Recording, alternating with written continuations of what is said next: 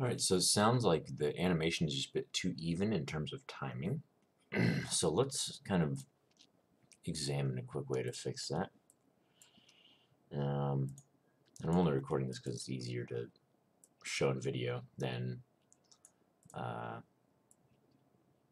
than over text, you know. So let's get a different pose right here, right? So I have my final key of my animation, and I'm not going to spend a lot of time working on this pose. I'm just trying to get it in there so you know what I'm talking about in terms of timing, right? So let's put that, and let's get this back towards center. There we go. Okay, and then I'm going to select that. Oops. Too many other things in the scene to select. No. Alright, let me sort that out. Add selected objects. There we go. Alright, so this is all the Zelda keys over here.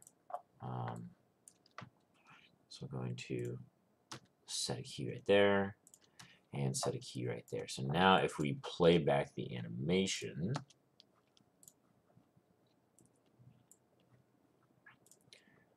getting that, see how they just kind of gradually ease into that last frame right there. So basically you have to decide if you want to keep more time on this top one or more time towards this bottom one, right? Because right now we're just in a middle zone right there. And it's just not, I'm not feeling it, you know. This is where you get that smoothness from, is when your keys are too spread out. Now let's look at, because I just used only these three controls to change that pose. Let's go look at the animation editor, graph editor. You can really see it right here, right? Like we have in the beginning all these kind of faster curves exactly where we want them timed with our audio. And then in between these last two, right, you have this long, smooth curves. This is where you get that smoothness from, right?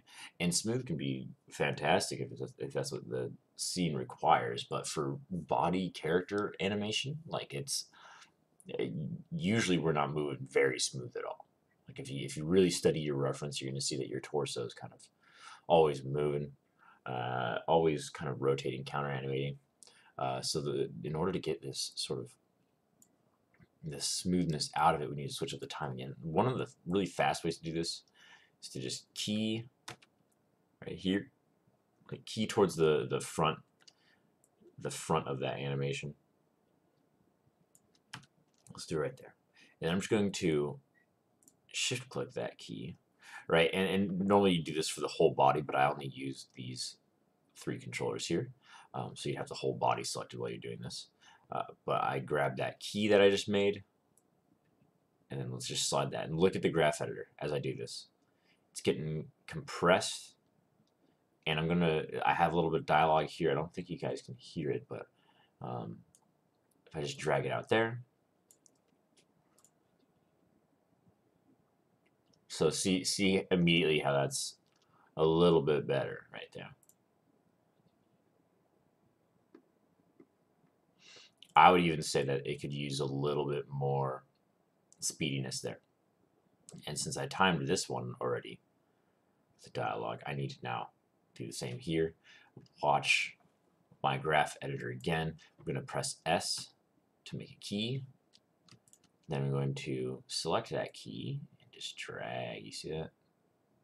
See that? Simple. So it just exaggerates those curves.